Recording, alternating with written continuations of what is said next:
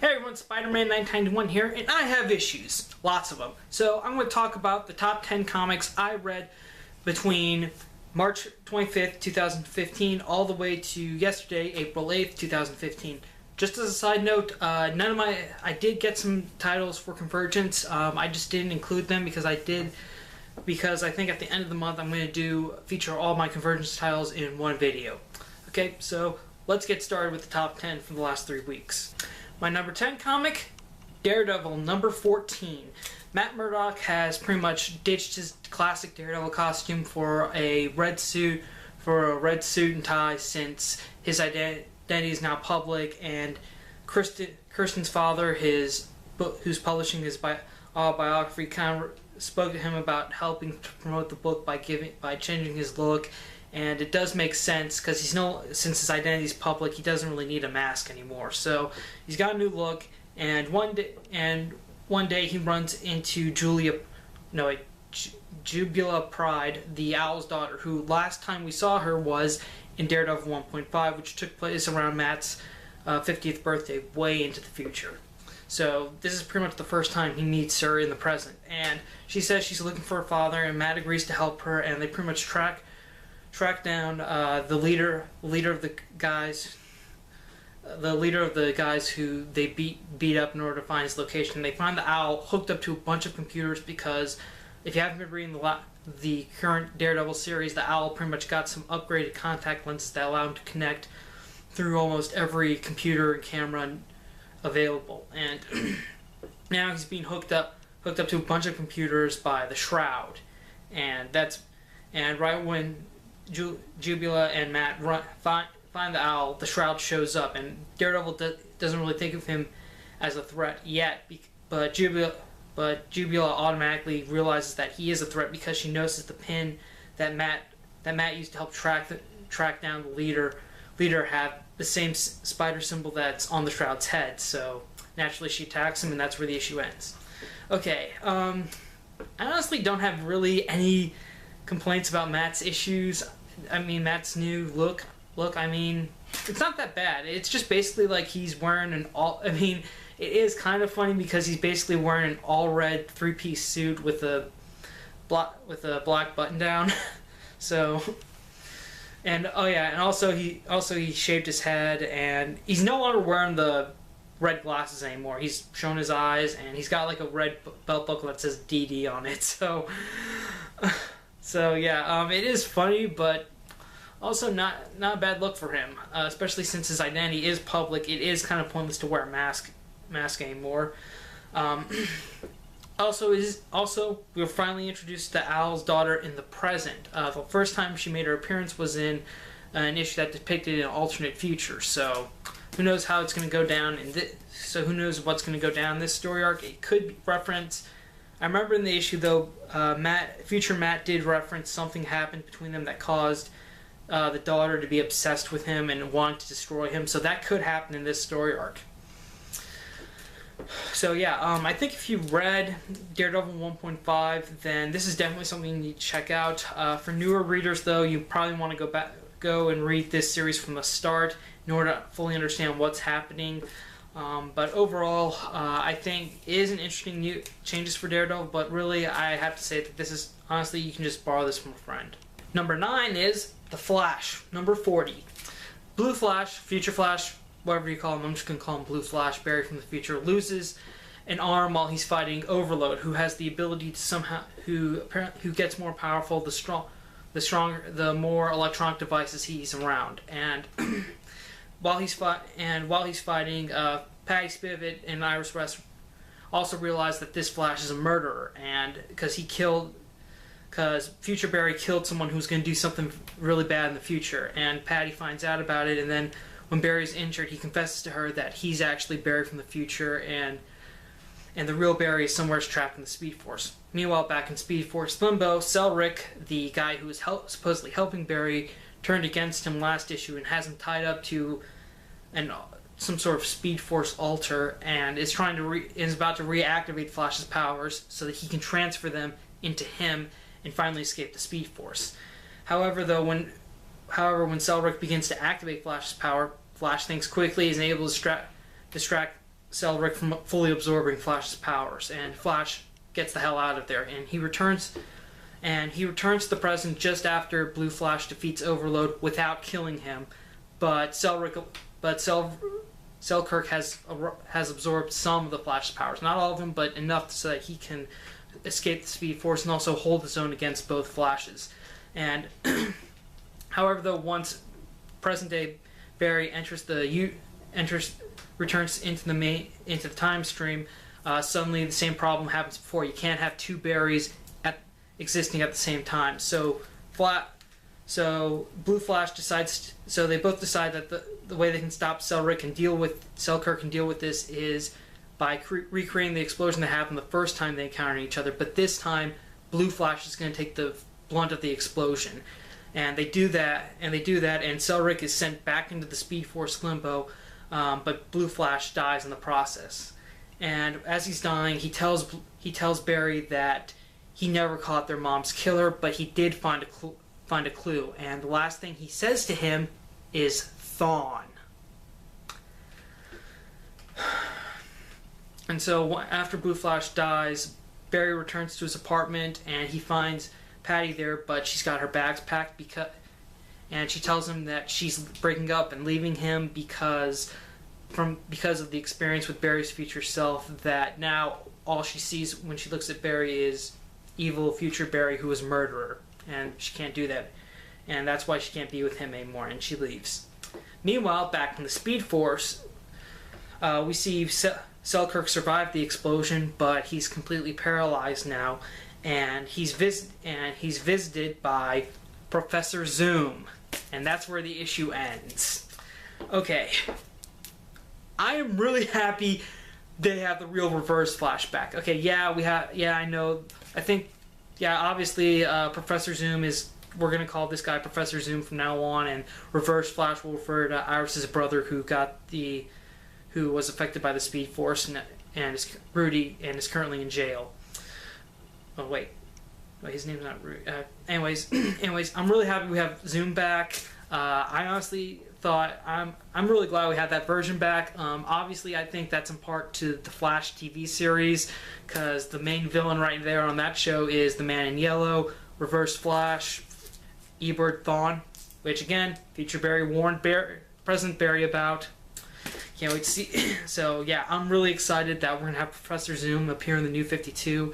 I think that's what's gonna that story arc is gonna start in June when after Convergence ends and the main titles run again.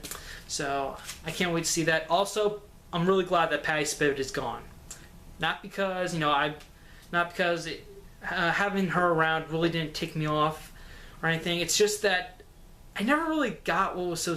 I think they just added her there just to be sort of a roadblock between Barry and Iris, because everyone was hoping Barry and Iris would still be together, and I will admit I was very disappointed when they did the New 52 and they pretty much erased Barry and Iris' marriage, which I thought was a really dumb thing to do, especially since they just brought Barry back. So that was really dumb. And Patty just, she knew Barry was the Flash and she helped him out sometimes at the police station, but honestly, I could just tell that she was eventually going to go away at some point, and she does. So, yay. Very, very great. Do I think this issue is jump on friendly? No.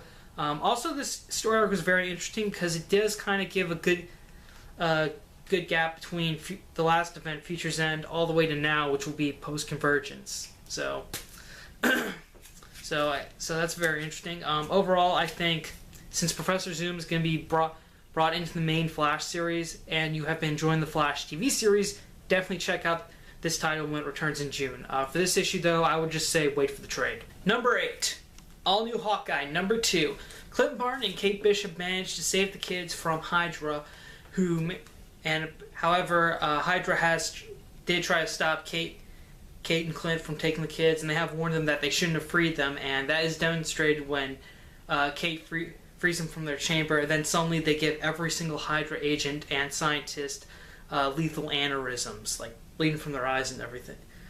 And in flashbacks, we see And the flashback portion of this issue, we see how young Clint and his brother Barney joined the circus in the first time, and their first meeting with the swordsman, who would later become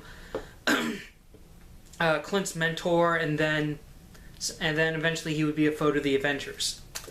So, I thought the flashbacks in this issue were really great, parallel to the main story, because it shows that as a kid, Clint was pretty much he and his brother were abandoned by the foster dad, and then they were pretty much brought into the circus with somewhat open arms. And Clint's kind of the same way with these kids. He figured he can't leave them here all alone, and clearly they've been experimented on, so he takes them with him.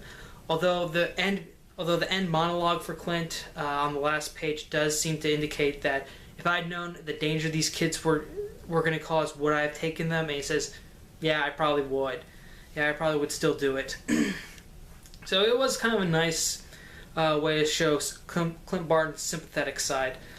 Also, I think one of the things that I do like about this new Hawkeye series is the flashbacks, because Hawkeye, he's not really a well-known character. Well, now, of course, he's a bit more well-known thanks to the Avengers movies, but I think new people to the comics are going to enjoy the flashbacks, because they kind of set up a whole Hawkeye Year Zero type story arc. I think that will give an idea about where Clint Barton comes from and everything. So overall, I would say if you're a Hawkeye fan, you should definitely check out All New Hawkeye, written by Jeff Lemire. Number 7, Uncanny Inhumans number 0. This issue is all on Black Bolt.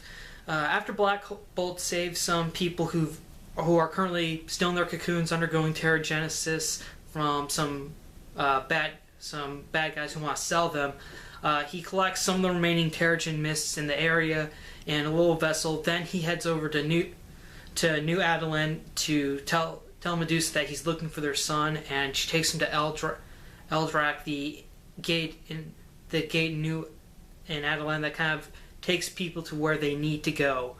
And Eldrak takes Black Bolt to a castle that's currently occupied by Kang the Conqueror. Black Bolt busts his way in and goes to finds his son Ahura, who is resentful for Black Bolt for destroying Adelan, the original one, with the Terrigenian bomb, then sending him away right before it happened. Black Bolt then exposes his son to the collected mists he has. Then he mind links with him and explains to him that his son's ready to undergo Terrigenesis, and he wanted to be there for his son. And he tries to explain his actions, but Ahura's still resistant to him and still hates Black Bolt. And then finally, after the kid is fully encased in his cocoon, Black Bolt makes a deal with Kang the Conqueror. He notices that something big is coming, as demonstrated by the gem in his glove, and he wants Kang to keep his son safe by taking him into the time stream. And Kang is willing to do this. However, if he does this, then the boy is Kang's, basically. And pretty much and Black Bolt agrees to those terms, because ultimately he does want to keep his son safe. Okay, this was a very good issue. I'm not going to lie. It was very good. It's a great look at Black Bolt's character. It shows how all the difficult decisions he's made recently are sort of coming back to haunt him, even though he's trying to do these things for what he sees are the bigger picture, which was first the Terrigenian bomb, then of course sending his son away, only to find that he resents him for it, and then making a deal with Kang to keep his son safe, but at the cost of losing his relationship with his son.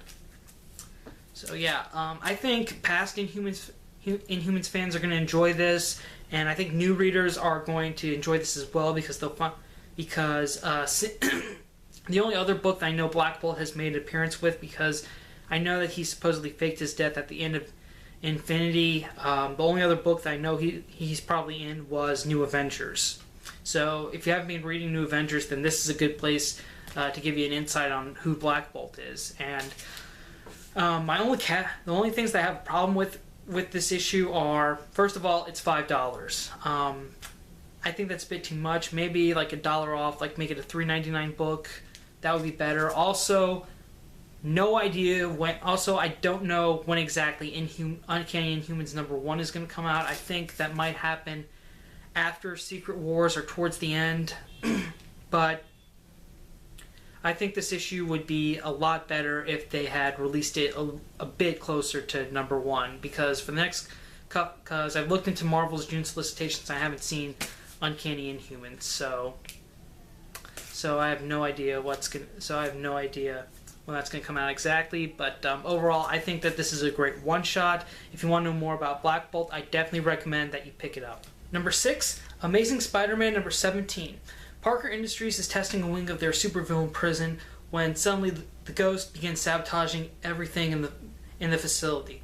Peter is able to get all the drones that they designed for the prison are turning against everyone, and Peter is able to get almost all of the staff out of the building through his secret Spidey corridor. Unfortunately, though, Sajini, the woman who is Peter's business partner, who is fully against the prison design, goes and sees the Ghost and offers to let him destroy everything about the prison, but keep most of their other projects, including the nanotech project she's developing with Anna Marie, safe. The Ghost, however, turns her down on this offer because the main reason he does this type of work is because he hates corporations, and he faces his hand right through her chest when suddenly Spider-Man shows up and the issue ends. Okay, this story is definitely more focused on Peter's personal life instead of his role as Spider-Man. One of the things that is very interesting in this issue is that Anne Marie is still helping Peter out by making excuses for most of his work, such as at the beginning of the issue when he and Anne Marie are having dinner with Aunt May and Jay. She's the one who tells May that they've broken up, but it's difficult for her to find a place, so that's why they're still living in the same apartment. And then later in the evening, when she says they're probably too tired to walk and they should just web swing home, and she points out that Spider-Man has saved me on more than a couple occasions, so it's fine. And the explanation behind Peter's secret Spider-Man corridor is that she explains that he's still helping Spider-Man building his tech they're doing in secret, so it doesn't hurt their PR. So yeah, so she was very well written in this issue. So I mean, even though Doc Ock is gone, she was mostly there as a romantic foil for Dr. Octopus. It's good to see that. It is good to see that Anne Marie can still help Peter Parker out, even though some people would say that she's no longer necessary in the book. But this issue definitely proved that her character still has value. Also, although I don't know how much, because after this story arc, I feel like Parker Industries is going to be bankrupt or destroyed, or something is going to happen that is going to make Peter give up his position of CEO. Also, Sanjini, I really hope she gets her comeuppance soon, because I'll be impressed if at the end of this whole ordeal, that the only thing left that they have to save their company will be the prison project. I mean, that will definitely be enjoyable, something to see. But overall, I would say that this story arc is great for people who still aren't reading Spider-Man, but they're looking for a good story arc to jump on. I would definitely say this is a good starting point. Well, you have to get the last issue, then this issue, but still, it still feels like this is a good jumping on point for new readers for Spider-Man. Number 5, Batman and Robin #40. Robin helps the Justice League destroy a giant robot near Japan that's going crazy. However, though, after they destroy the robot, it turns out that this was really just a plan orchestrated by Batman with the rest of the League. Cyborg was controlling the robot, so that to help really test the limits of Damian's powers and also try to tire him out.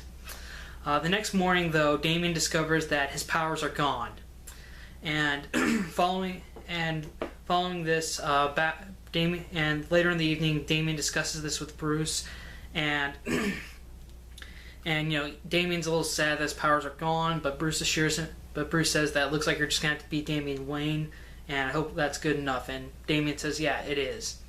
And right after they're done talking, bat signal goes up, and they suit up to patrol the city as Batman and Robin.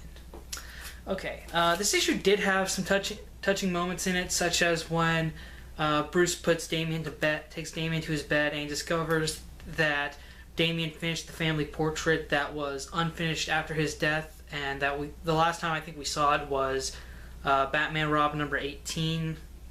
And Bruce shows it to Alfred, and they're both really happy that the portrait is finished, and they've put it up on the mantle, on top of the mantle, which is nice.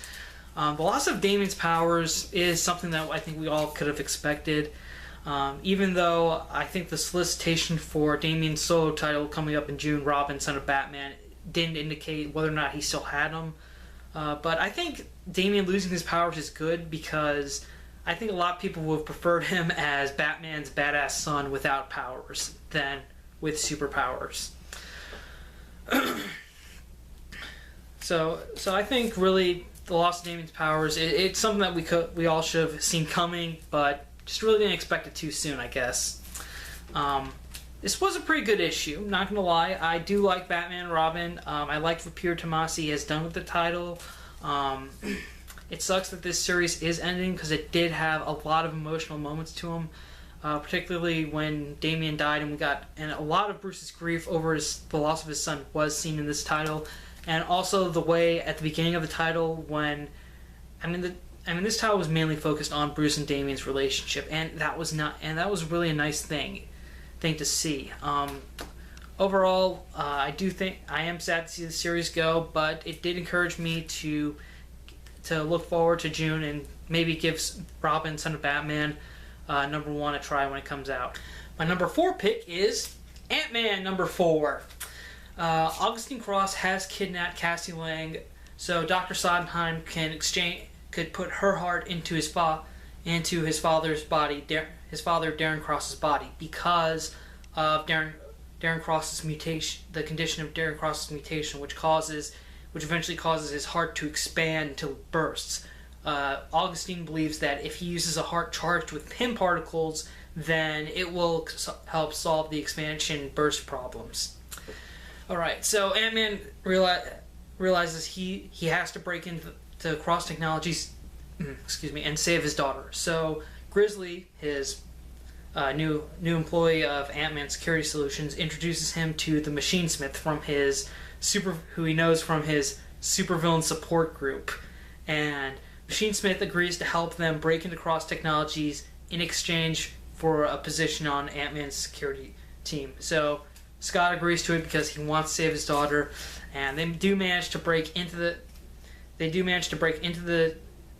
facility. But by the time Scott reaches the lab, Darren Cross has been revived. Alright, one of the things I love about this series is the humorous moments in it. First of all, notice the cover. It's a lot like that old TV show Miami Vice, because the series is set in Miami.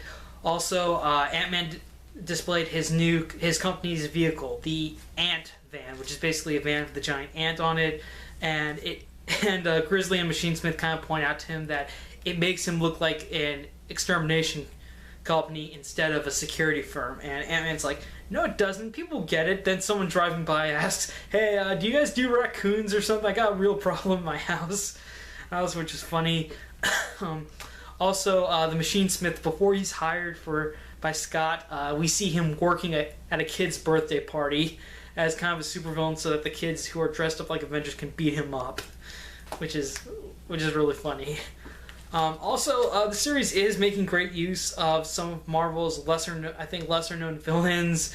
So I get the feeling most of Ant-Man's employees are probably going to be a bunch of C-list villains and heroes that a lot of people probably forgot about.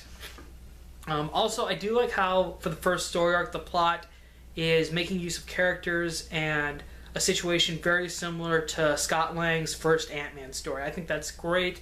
It's perfect for new readers, and it gets everyone excited for the new Ant-Man movie coming out in July. So overall, I think if you're excited for the Ant-Man movie, you like Scott Lang, and you plan on seeing the movie, you should definitely be checking out this title. My number 3 pick, Rick and Morty number 1 by Oni Press.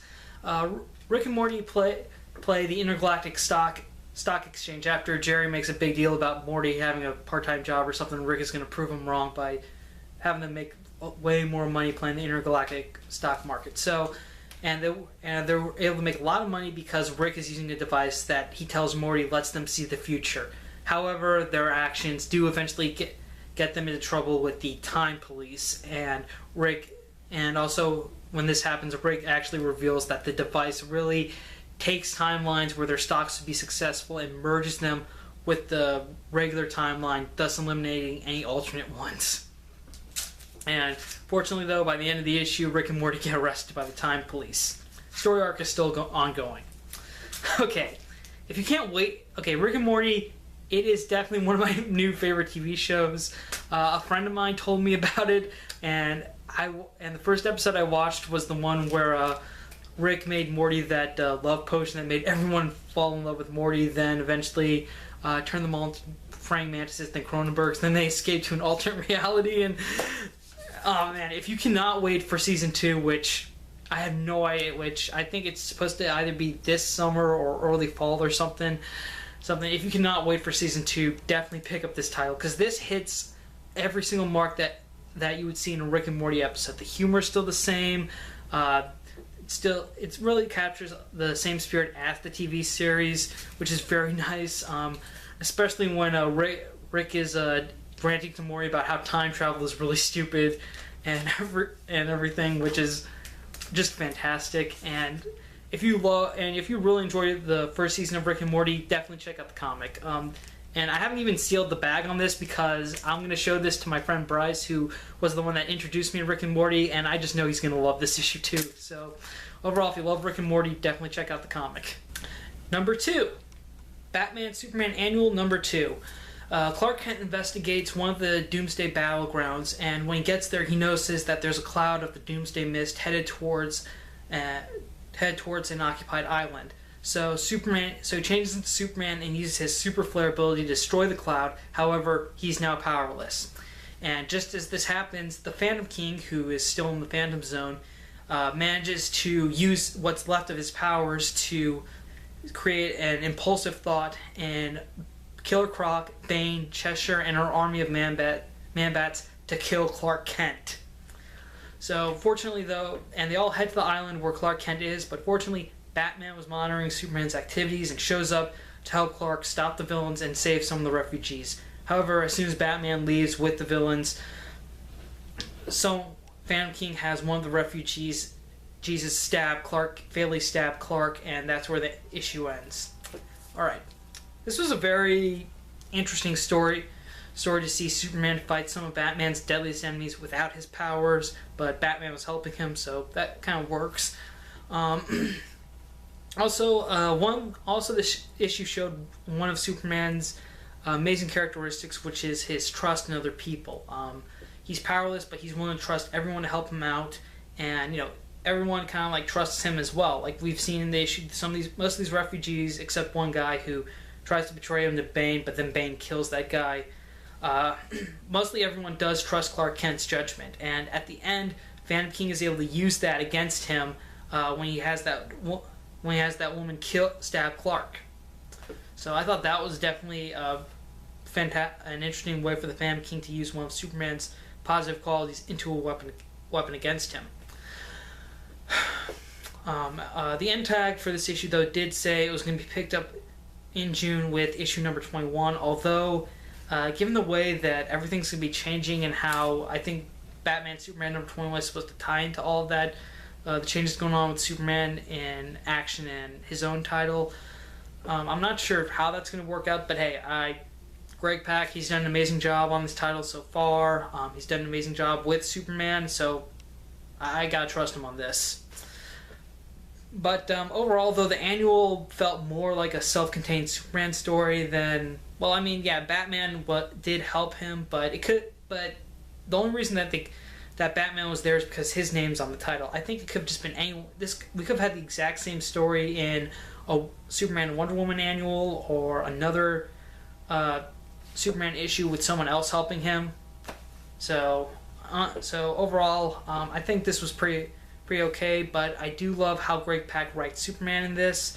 I just hope that as he continues to write Batman and Superman, because often I feel like he's, on this title in particular, he's letting Superman kind of overshadow Batman, and I would rather for this title that they be written as equals. So, but overall, it was still a great story. I do like how Greg Pak writes Superman. I think he's one of the best Superman writers we've had in years, so that's why it's my number 2 pick. My number 1 pick is Invincible, number 118.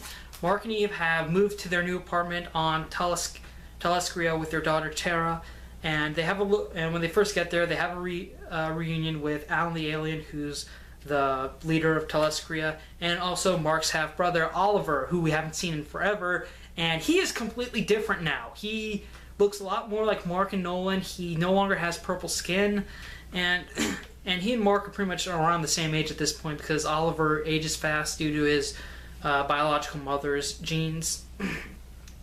And the next night, and later that evening, Mark and Eve invite Oliver and his new girlfriend Haluma over for dinner, and his girlfriend, let's just say that it is true that some guys will date women that look similar to their mothers. Trust me, if anyone who's seen Oliver's mom will understand that reference. Anyways, the next night, Mark and Eve are having a passionate moment when suddenly Mark starts to push Eve away, and then he finally comes clean with her about how he was assaulted by the female Viltrumite Anissa and how she forced herself onto him. And he said, and he's just pretty much opening the vault at this point, like pouring everything out to Eve, explaining how he's wondering why he didn't fight back harder or anything like that, and he's just having a full emotional breakdown. And then Eve leaves to check on their daughter, and then she calls Mark in, and she says that Tara isn't breathing, and that's where the issue ends. Alright, well, first of all, I'm finally glad that Mark opened up to Eve about what happened to him. I mean, that is definitely something big.